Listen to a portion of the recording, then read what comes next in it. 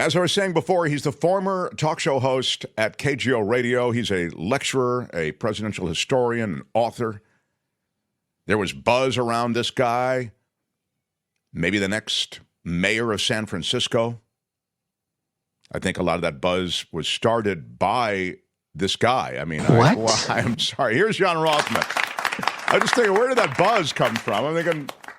A lot of my supporters here in San Francisco, but I took the line of Calvin Coolidge. I chose not to be a candidate for mayor because I'd rather be on the Mark Thompson program. Oh, thank you, John. Well, we love our visits with you on Wednesday, and I will get to as many things as I possibly can. And I want to start with the Trump stuff because I do think that that's the most relevant on this day. No one knows where this is going to end up. It's an odd case, as I was saying, to bring first. But give me some thoughts on this case and how you think the outcome may influence the election or people's vision of Trump, what they've said in terms of him being convicted, how they might act after that. What do you think? Well, if he is found guilty, and it's a big if, we're waiting now. This verdict could come anytime or it could come at the end of the week. We just don't know. But if he's convicted, the one thing that is clear is that Donald Trump and his supporters have waged a campaign to say that a guilty verdict would not be fair, nor would it be accepted. That essentially they're accusing the Biden administration of putting in the fix, which of course is ridiculous. I believe this goes to the very essential morality of Donald Trump. I don't think Michael Cohen is on trial. I think Donald Trump is on trial. And I believe that Michael Cohen presented a cogent case, despite the fact that he's a convicted liar. But what he did bring in was written evidence. And that's what I think will be the critical factor if Trump is found guilty.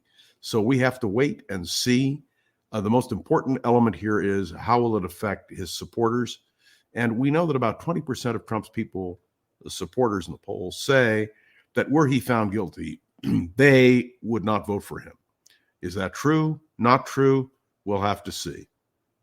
It seems as though they're ready to overlook a lot in their vote for Trump. It's a cult. Yeah. By the way, Mark, think about all the listeners that listen to us who overlooked our shortcomings. Oh, good point. Never even thought of that. I know what? But it is true that we as Americans, and I think worldwide, just as human beings, we tend to spark to someone, a leader, based on a bunch of things that don't necessarily reflect policy. They reflect some sort of visceral emotion that that person evokes. Wouldn't you agree with that? Yeah, I do a program on problems of political leadership in America. And it's a very interesting thing to define. You mentioned Ronald Reagan earlier, and I knew Governor Reagan, knew him rather well. And I call him Governor Reagan because that's when I knew him. I didn't know him as president. Ronald Reagan was very far to the right, took some absolutely ridiculous stands. But when he became president, he understood that he had to run to the center. And so his positions became more acceptable to the American people. And his vision of morning in America, morning, is what distinguishes Reagan Republicans. But it's interesting. There are very few Reagan Republicans around. They do not stand up and say, I'm a Reagan Republican anymore, because they have no place for them in the Republican Party. And I would remind you that one of the most vigorous critics of Donald Trump is Ronald Reagan Jr., who has been outspoken in his positions, and also their daughter Nancy, Nancy Davis, as she goes by. So, what can you say except the Republican Party of Ronald Reagan is dead? It's strange you say that because I do hear people, I don't want to spend too much time on this, but the idea somehow that people characterize themselves with a label. I hear the label Reagan Republican a lot. I hear it, even as the Republican Party seems to split apart and become this party of jihadists when it comes to, taking over government and taking power and underpinned by religiosity and all these other things. I hear more and more people say, well, I'm a Reagan Republican, sort of the implication being, back when Republicans were good. I wonder if you can speak to that, because I think the Ronald Reagan's administration, and you kind of just hinted at it, was not typified by some sort of glorious time, was it? No, not at all. And I would only suggest to you that absence makes the heart grow fonder. And Ronald Reagan, as the years pass, and it's more than 3 decades since he was president, is viewed in a more favorable light. And let me be clear, Ronald Reagan deserves great credit. He really ended the Cold War. He did it by outspending the Soviet Union. We had deep pockets, and the Soviets did not. And so Ronald Reagan once said, and I was in the room when he said it, that he was going to not have a nuclear war. He said, we don't need to. We'll just beat him economically. And he was right. That's what happened. But there were many other issues, and I'll give you one example. I interviewed Mike Deaver, who was Ronald Reagan's right-hand man. And Mike Deaver was a remarkable man in many ways. And I asked him, what was the greatest mistake Ronald Reagan made as governor of California? And he said, the mental hospitals. He shut down mental hospital facilities here in the state of California. It took a lot of courage for Mike Deaver to say that, but it's absolutely true.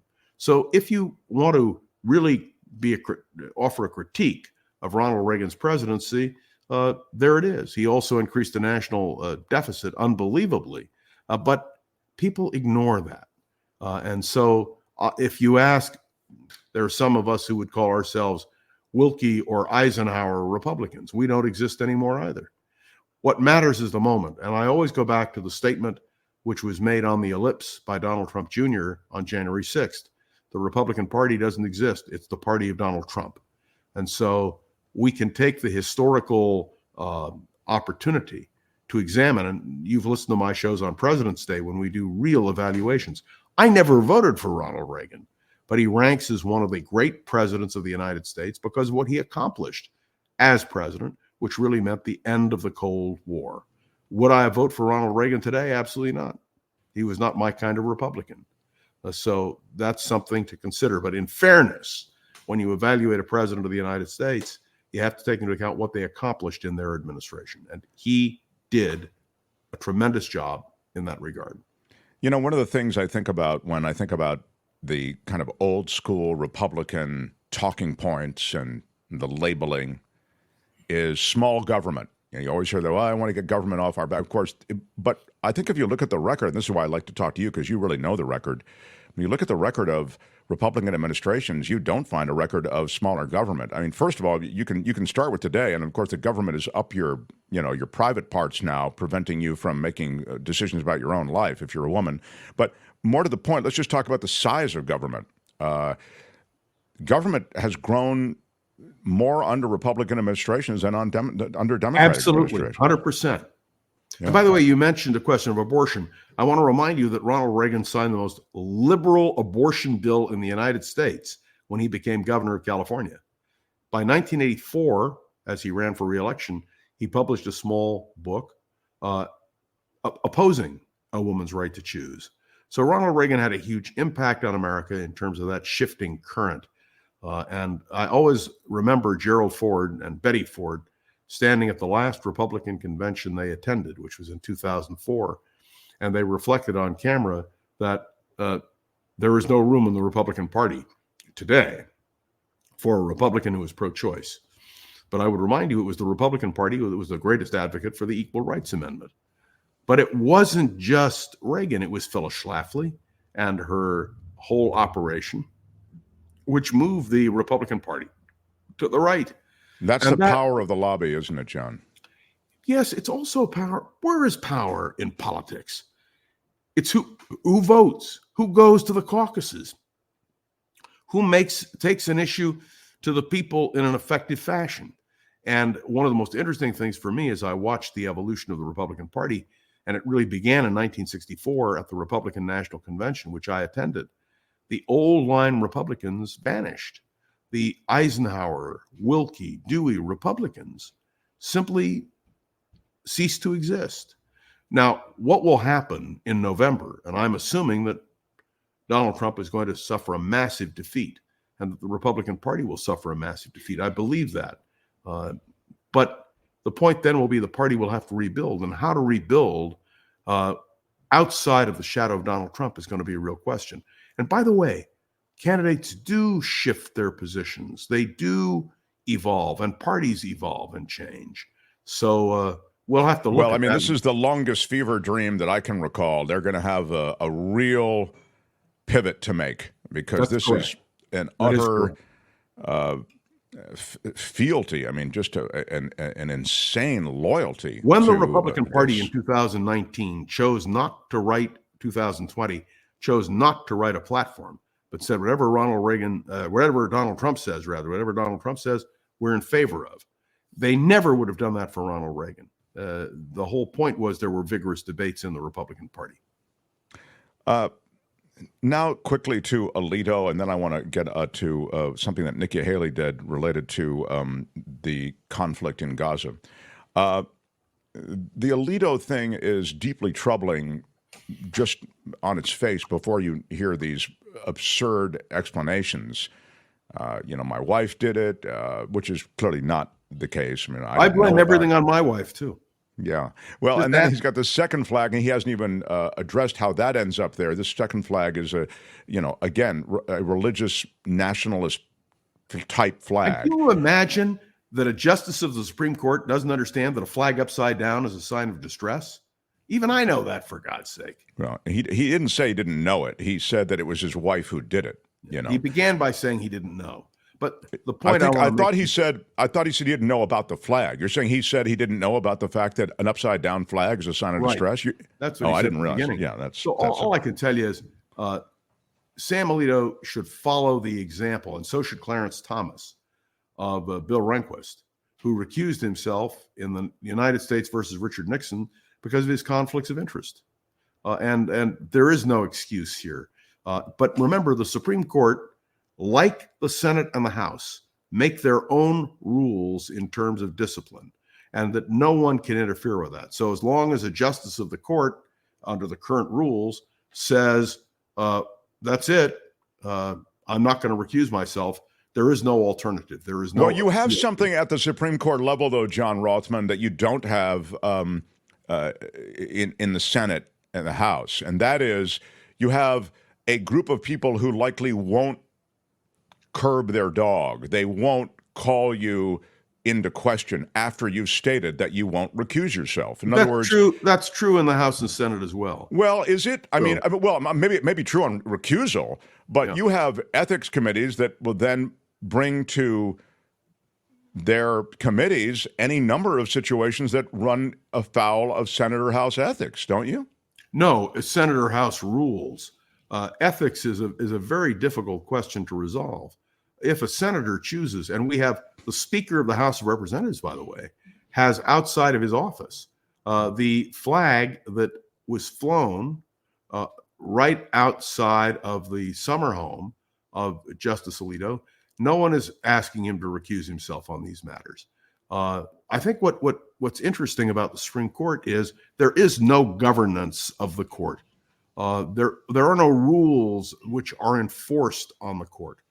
And if well, I mean, you're saying the same thing that I just said, John. Why are you yelling? There are no. They enforce their own rules. That's he correct. says, "I'm not going to recuse myself." It's done. I mean, there's not. Whereas, but help me understand something. Maybe I don't understand it properly.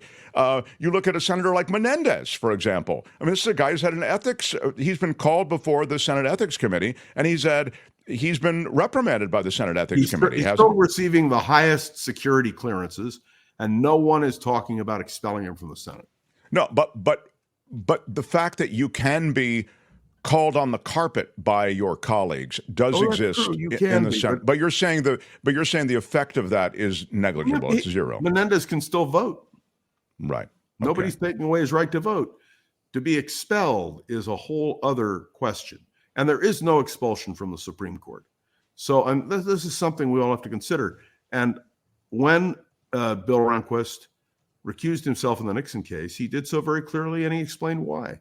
Clarence Thomas's wife, for God's sake, Clarence Thomas has no business ruling on a case like this. But nobody can stop him, not even the Chief Justice of the United States. I'm just thinking of Dennis Hastert. He was thrown out, wasn't he? Nope. He was convicted of a crime, and he's in jail to this day. No, that he was in a. But it was a criminal case. And you're saying that he never was thrown out of office. No. All right, now to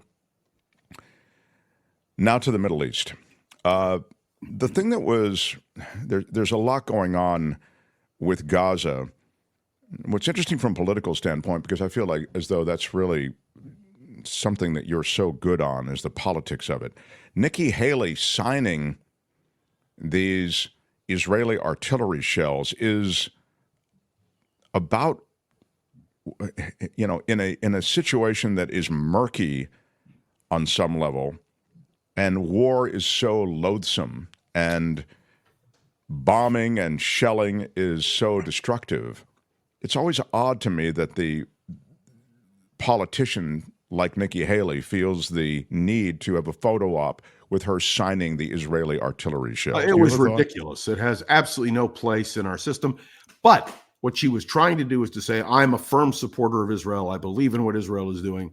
Let me point out to you, even Benjamin Netanyahu said what happened was an error, although it turns out, and there'll be an investigation, but you've read the same reports I have, that Hamas had a munitions dump. The Israelis dropped their bomb, and then everything went berserk because they hit a munitions dump, and that's how innocent people died. People had better understand, and I don't like the politics Nikki Haley is playing. I certainly wouldn't vote for her for president, but I want to be clear about this. What she's doing is what, frankly, Joe Biden has done. Joe Biden is saying, I support Israel. I'm not going to limit supplies going over. They have not crossed the red line. That's what Admiral Kirby said this morning and last night. And the Israelis are caught on the horns of an existential dilemma. Hamas says they're going to destroy them. And I don't know if you've noticed the latest, but the United Nations agency dealing with nuclear issues says that Iran is continuing to upgrade its nuclear fuel to the point that it is very close to being able to build a nuclear bomb. John, why didn't the Israelis come out in support? This is back, during the Obama administration when the deal was made. Why didn't they come out in support of the Iran nuclear deal? Because the nuclear deal was a joke. It meant nothing. We all know that now. The Iranians were violating the agreement all the way along. And the Israelis said, we're not going to go along with something like this. Do you remember Prime Minister Netanyahu came to the Congress and spoke against the nuclear deal? I know that they were very much against it, but it was a verifiable nuclear deal, was it not? You could actually see, based on inspection, whether there was fissile material being moved. I differ. It was not an agreement which the Iranians were either willing to abide by, and we now know from their own nuclear development, even when that agreement was in place, that they didn't follow it. So there were monitors and there was a system essentially set up to monitor the development of a nuclear weapon and nuclear technology in Iran. Now you have no such thing because we pulled out of that deal. But I'd be curious why the Israelis were not for it. They did not observe the agreement. So while the world sat back, Iran continued to develop their nuclear capability. So you're saying it wasn't enforced. Absolutely. And the UN says it itself. Right. And now, let me point out to you, the United States has said they want to get back into a nuclear deal with Iran. And what luck are they having? None. Zero. And if you read the latest report from the United Nations, the Iranians are proceeding to develop a nuclear capability. That's a problem. And interestingly enough, there were many who speculated that when Iran attacked Israel, and remember, Iran attacked Israel directly, the United States sprang to Israel's defense, but the decision was made not to go after the nuclear capability that Iran has, at least for the time being. I can tell you that the development of an Iranian nuclear weapon would be the ultimate disaster. And not only the United States knows it, the Sunni Arab nations understand it. Saudi Arabia understands it. And one of the reasons Saudi Arabia is still interested in a deal with the United States is to try to check Iran. The situation in Gaza is grim. Yes. And it doesn't seem as though the stories emerging out of Gaza are getting any more positive. There is, as you suggested, an embedded terrorist organization, well-developed, well-armed, and that organization is embedded in civilian populations. As I look at the months ahead, John, I'm really downcast about it. Is So am there? I don't know what The happens. Israeli government announced today this could take another 7 months, and you can just imagine the turmoil that will take place. You know, the thing is, I understand a country's need to defend itself. Believe me, I understand that, whether the United States or Israel, anywhere else. But I also understand that when you have these kinds of sustained bombings, you create more terrorists. And I can tell you very clearly that the Israelis, I don't know if they have a choice, because listen, while we're talking, there were 3 or 4 missiles fired by Hamas, which hit central Israel. I mean, this is a constant thing. And remember, there are now about 70,000 Israelis in the north who cannot go back to their homes because Hezbollah is raining down rockets on northern Israel. No one talks about that. And I think it's something we need to understand. Well, this entire situation has become immensely, and I think that you note it quite appropriately for what's happening. Those shells that you're talking about coming out of southern Lebanon, all of it destabilize a region that was achieving stability prior to October 7th. I mean, that's one of the reasons that Hamas struck Israel on October 7th, the normalization of relations potentially. That's correct. They don't want normalization. They want Israel's destruction. People talk about a 2-state solution. Can I just be clear about this? I've been an advocate of a 2-state solution for many, many decades. But who in their right mind would want a Palestinian state created on the West Bank? You know, at its narrowest point, the old border of Israel was only 9 miles wide. I have a confession to make to you, Mark. I know people who jog 9 miles every day. I am not one of them. Right. Nor are you, I would suggest. Yeah. I want to turn back to politics with my boyfriend, John Rothman, for 1 second and get away from Israel and Hamas, although I'm happy to talk about it further, and we'll talk about it with some other sources beyond just John, but I'd like to visit someone who has some knowledge of the region and some history of the region. Elise Stefanik, who I actually thought might be tapped to jump on the Donald Trump ticket as vice president. Now I don't see it as much. But anyway, she is now calling for an investigation into Justice Juan Merchan. He's presiding over this New York trial to determine, quote, whether the required random selection process was in fact followed. In other words, she claims Merchan's a Democrat. He is someone who has supported Democratic candidates in the Democratic Party in the past. And all of a sudden, he's the judge who is presiding over this Trump case. The thought is that this is a less than random process, and somehow justice is being, and this is, the talking point that we heard from Dennis Quaid earlier, being weaponized against the former president. Thoughts? Well, look, the Republicans are going to blast this verdict no matter if it convicts Donald Trump. This doesn't surprise me at all. There is a lockstep by the Republican leadership, and Stefanik is number 3 Republican in the House of Representatives, to support Donald Trump no matter what. And so this doesn't surprise me at all. What's tragic is that Stefanik was once a moderate Republican. She's now a Trump Republican. And that's part of the tragedy of the Republican Party. But understand, you have Donald Trump spearheading this opposition, and you had Republican members of Congress going to New York to sit in the courtroom and outside the courtroom for the purpose of blasting what was going on in the court, simply because it became partisan politics. And if you allow courts to become a partisan staging ground, you get the kind of result we're getting. I am going to be interested in this, Mark, and I'll be watching it. And if you want me to come on anytime after the verdict, I'm happy to do it. If Donald Trump is convicted, watch the Republicans go nuts and watch Elise Stefanik go nuts.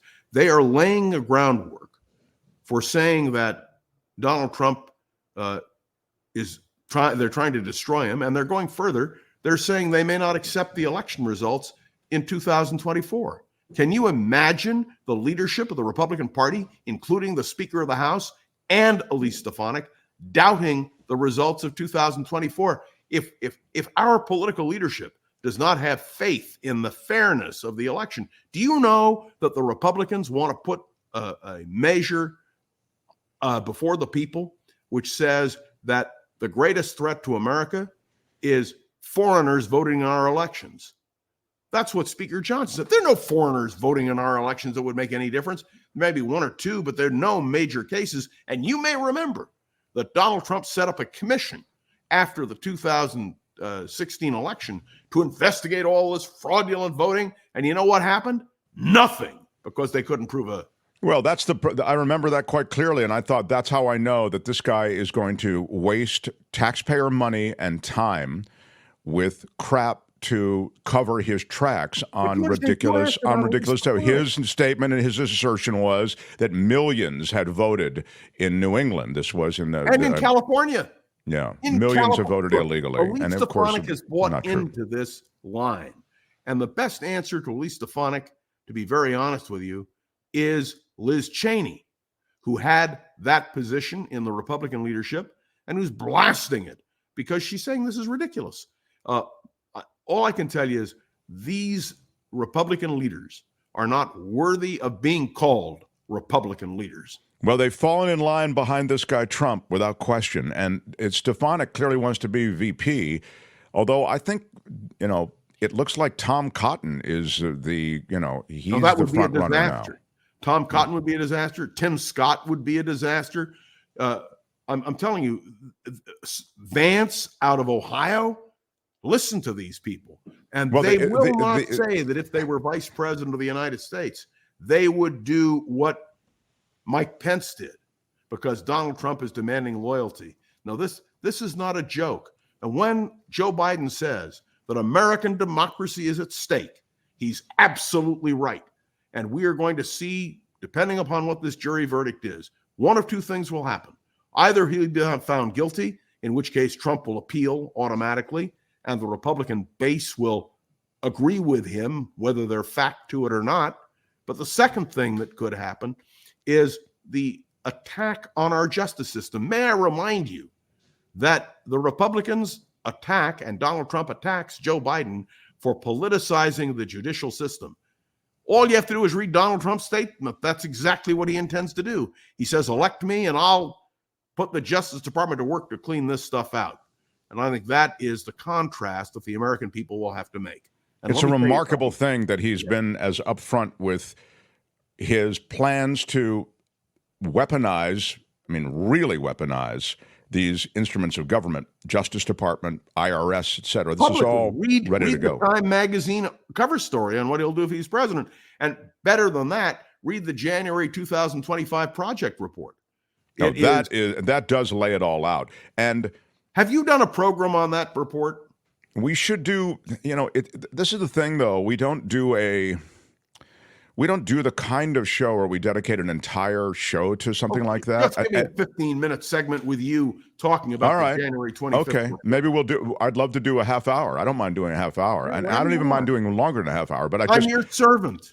We don't go wall to wall on stuff like that for a whole 2 hours. Hey, John, love talking to you. Again, Around the Political World with John Rothman is his daily podcast. And The Voice of San Francisco, which is 10 minutes on San Francisco politics, Monday through Friday. And we're really going to emphasize that. But I'm also looking forward to joining you next week during your June Swoon. Session. It is June Swoon. It's just a handful of our show supporters, listeners, viewers. Rothman will be part of it. Josh Mankiewicz from Dateline NBC. Also, Jim Avila, a former senior correspondent at ABC, a longtime White House correspondent, now heads up an investigative unit for an ABC in San Diego. They'll all be there. Can I just close by saying, if you were not on time to get into the podcast, do support the Mark Thompson program. The only way a program like this, which offers diverse opinion and where you can hear genuine discussion, the only way it works is if you support it. So maybe you can put up there, Albert, how to support the Mark Thompson Yes, Albert. program. Maybe you can do something, Albert, to put up there how you can support the Mark Thompson show. Albert, thank you. Yeah. Yep, you did it. See, your voice, like the voice of God. Patreon and PayPal. The links are under every video. John, we love you, love our time together, and we look forward to our next visit. John Rothman, everybody. Bye, John.